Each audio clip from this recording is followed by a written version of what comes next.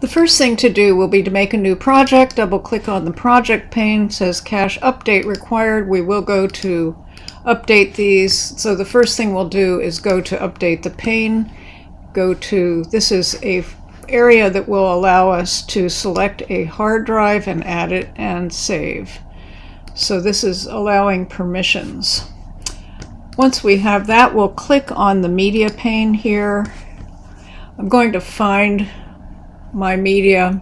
So now what I'll do is bring in the media. I'm going to open this. It has two folders, and I'll just simply drag them down here into the master so that they have already pre-made folders and organization. The first thing we want to do is to work with the raw files. I'm going to select these, and I'm going to right click and say create timeline using selected clips.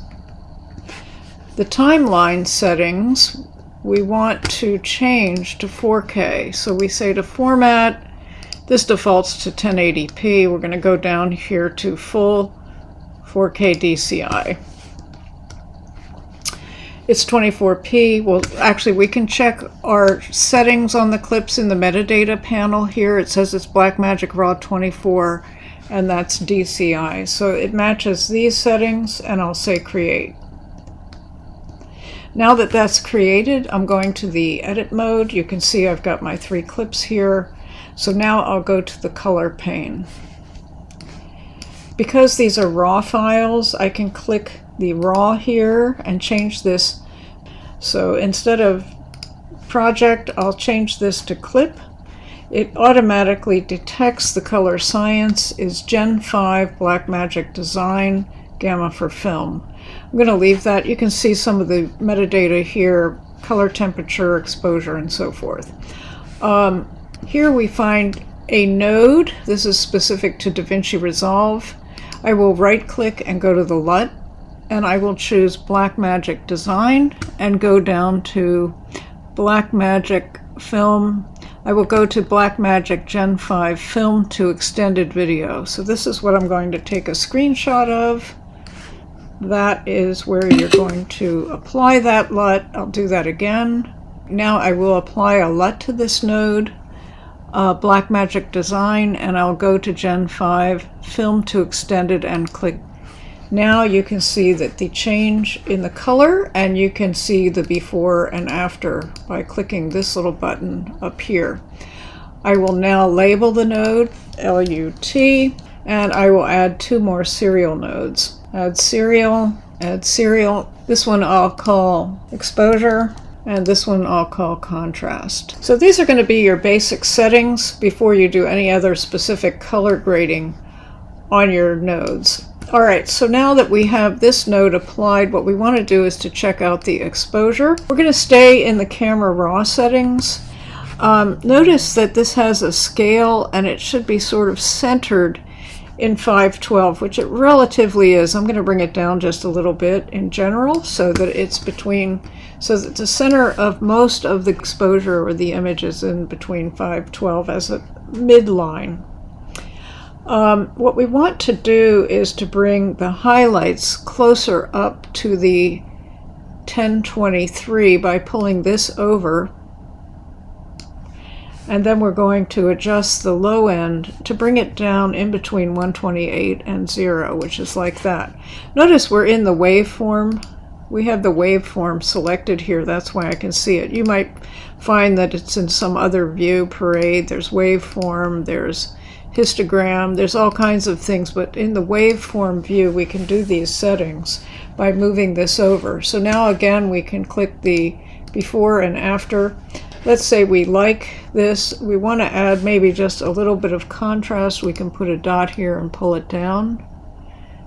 We may or may not want to do that, but let's just say we do. So this is done. The next thing we can do is grab a still, and we could say that these are relatively similar, so we will apply this grade to this still by right-clicking up here and say apply grade. Now that is already graded. As far as this clip goes, let's apply the grade. We can apply the grade to this clip as well, although it might be a different sort of setting. but we can apply the grade, and you can see that we might want to do a little bit more correction here. This is slightly overexposed. So what we can do here is to bring this exposure down so that it's centered here. Let's bring that down. And again, we want to bring the top up, and we'll bring the bottom down. So now we have a really nice image here. We have excellent here. Let's see, this also looks a little bit overexposed, so we probably shouldn't have applied this grade, but what we can do is, first of all, we want to take the exposure down so that it's in the mid-range of 512. Then what we want to do is to bring the low end down a little bit more. The top end is clipping because of the sky, but we might want to bring it up just a little bit, sort of like that. So now we have a very nice sharp image. As far as this is not such an interesting image, this one has a lot of contrast. This has the different color gradations and so forth. It looks very sharp. So then I'm going to save project. Now that is the process. Braw Bmpcc 4K. That's what you can do with your footage. It shouldn't have to look like this.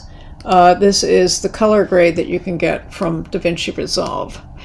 The next thing I want to do is to show you the difference between RAW, we'll go back to the media pane, and ProRes. We want to look at the difference between the color grading of ProRes that doesn't have the RAW capabilities.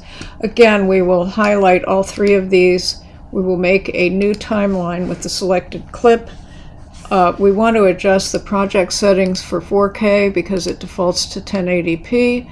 So we're going to go down to the metadata, which is again full 4K DCI at 24p, and say create.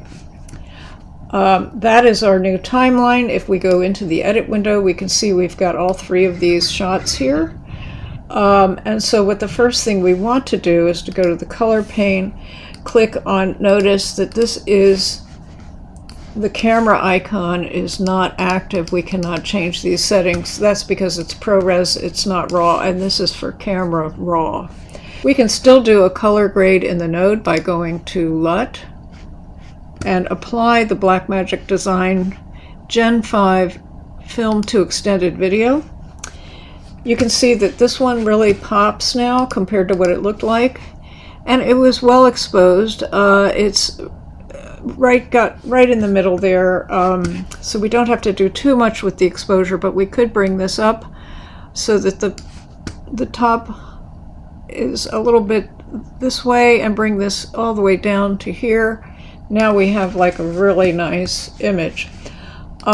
I'm going to say that these two images are basically similar and the same. So what I'll do is first apply the LUT with the Blackmagic Design Gen 5 to extended video on that. And this one has some, it looks like the color was off. That's something we can't correct. Of course, we want to label the node LUT. And last time we forgot to do the secondary nodes, but we want to create new nodes, add a node, serial node. We're going to add another serial node.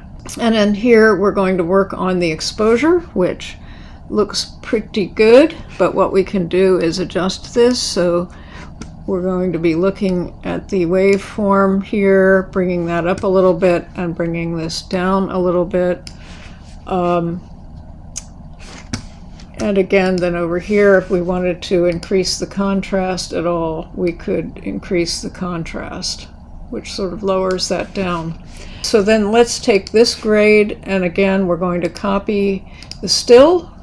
We will hold this and come over to this one, highlighting both, and apply grade. So now this one does not have to be color graded. Now you're ready to deliver these, and you can deliver them back as an HML to go back to your Premiere Pro as an XML, and that will retain the RAW. In terms of the RAW media, if we go back to our timelines, let's go to the RAW timeline. So we're in the RAW timeline, we've got the color here, and if we want to then go to deliver, we will go out to, we can either make finished movie. We can export the file as various things. We can export the timeline as an XML. We can deliver this as a movie file, so you have got QuickTime and also DCP capabilities. But that's just a little bit on the color grading of these projects. Okay, so very good. And save project, and that's the exercise for you to do. And quit.